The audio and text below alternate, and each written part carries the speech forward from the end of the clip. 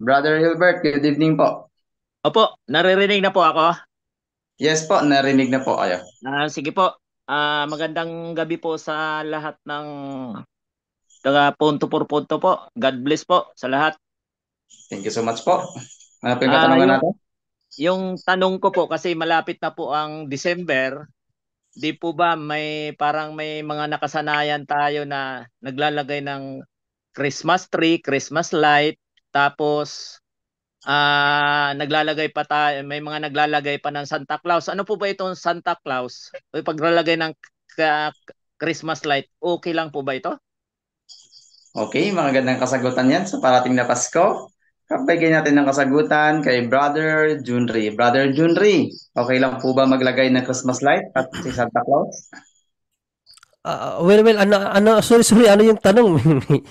Hindi ko na, Bali yan po bro, ganito. oo. Parating na po parating na daw po ang December at Christmas. Okay lang daw po ba maglagay ng Christmas light? At ano po ba ang indikasyon ni Santa Claus?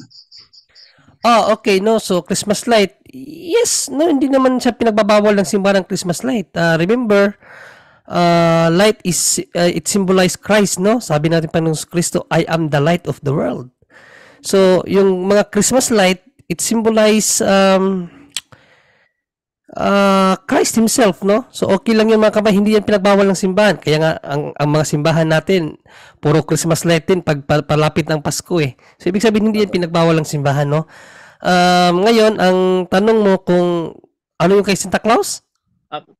Yung naglalagay po ng Santa Claus, okay lang din po ba yan? Oh, okay.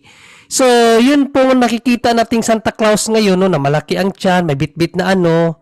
Opo, Yun po ay pagan culture po yun. kaya Hindi nga po po eh. yun ang tunay na Santa Claus kasi si Santa Claus ay si Saint Nicholas. Siya po ang kinikilala ng simbahan na Santa Claus talaga. Ang nangyari kasi dyan, nung lumaganap or nung yung generosity ni ano kasi ni Saint Nicholas Mm. is talagang lumaganap yun, umabot hanggang Europe. Then yung Opo. Europe, nakilala nila ang santo na yan, gumawa sila ng version na isang Santa Claus na malaki ang tiyan at naging occultism. Kaya nga Opo. sa simbahan natin, hindi ka makakita ng Santa Claus. Wala namang Santa Opo. Claus sa simbahan eh. O kasi pag paganism yan. So wag nating ano na lang siya sa panahon natin ngayon, no? Kinikilala natin yung Santa Claus na yon for ano na lang for fun, no? Pero wag Opo. natin pong i-ano yun na yun talaga ang Santa Claus, hindi po. Ang tunay na Ah, Santa Claus ay si Saint Nicholas, Ah, no? so so The most generous saint. Yes. opo. Tinanggal ko na kasi parang may naglagay kasi yung isang anak ko dito ng parang Santa Claus dito sa tibo lang namin. Tinanggal ko na Mm. kasi may naisip nga ako na baka makapag-contaminate ito. Yes, kasi ano po 'yan, superstitious belief po 'yan. At lalong-lalo Ah, na sa February naman yung Cupid, yung anghel na may pana. Oh, occultism Hindi. din 'yon, paganism din 'yon na paniwala, hindi po 'yon sa simbahan, Apa. no? So, wag po nating i-ano 'yun, wag po nating tawag diyan, i-ano sa Ilagay. pamamahay natin, no? Kasi Ah, baka wala bang pinagkaiba 'yan sa mga feng shui, mga apa, apa. pusa, yung mga gano'n, wala bang pinagkaiba, superstitious belief po 'yun. Tinanggal ko na po eh. No, pero pwede sa bahay natin Christmas tree, ang mas maigi yung bilin. Kasi yung Ah, bilin talaga required lahat ng Katoliko na bin, magkaroon ng bin, bilin sa bahay. binlend po ano. Oo, Okay, yung maganda bilin pala talaga yung dapat. binlend. Required tayo niyan. Apo. Okay, so yung pwede pa po pangalawa no. Okay, sige po. Yung pangalawa ko po ay nung ipinatayo ko pa kasi itong tinitirahan kong bahay, mayroon po kasi akong tiyo na lay minister siya pero may practice yan ng ngayon ko lang nalaman nung naririnig ko na itong punto por punto, may practice yan ng occultism kasi pinaduguan, parang pinahiram po ng cross na dugo, dugo ng manok. Yun naman Itong talaga ang pinto, dati eh. itong pintuan ko sa aking bahay. Ngayon, Mm. siyempre bumili na rin po ako ng deliverance book dito kay Father, itong kay dala-dala lagi ni Father Darwin.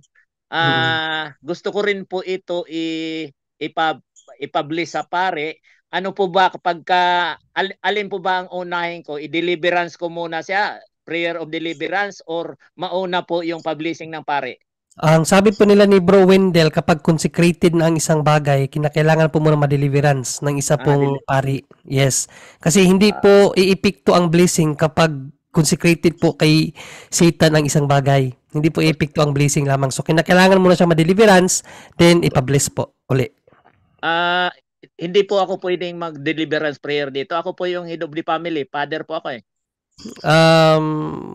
Kung wala talagang malapitan na pari, pero I'm sure may pari kayo dyan, kapatid. So, iwas na lang tayo. Ako kasi ayaw kong i-recommend yung kayo, no? Kasi mayroong retaliation at ang retaliation delikado. So, para mas safe tayo, doon tayo sa pari.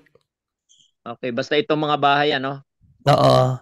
Pero yung Kasi mga pwede ka mag-deliverance sa sarili mo, yes, no? Sarili mong properties, pero ano kasi yan, medyo consecrated kasi, kaya kinakailangan talaga ng isang pari. Maghahanap ako ng pari talaga na mag-deliverance. Yes, kung maigi yung exorcist priest talaga, bro, para talaga, kasi alam niya ang gagawin eh. Pero doon sa mga anak ko na ano, Yun, gusto pwede kong ka kasi ikaw ang head ng family, pwede ka mag-deliverance sa kanila as long as you are in the state of grace, bro.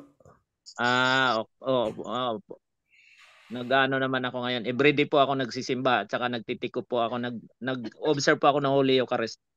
And then confession, hindi pwede Eucharist lang, kinakailangan natin confession. Nagko-confess na rin po ako. Okay. Well done po, bro.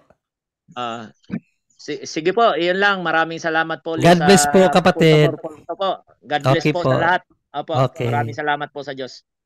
Ayan. Thank you so much, Brother Gilbert. At alas 9:56 na.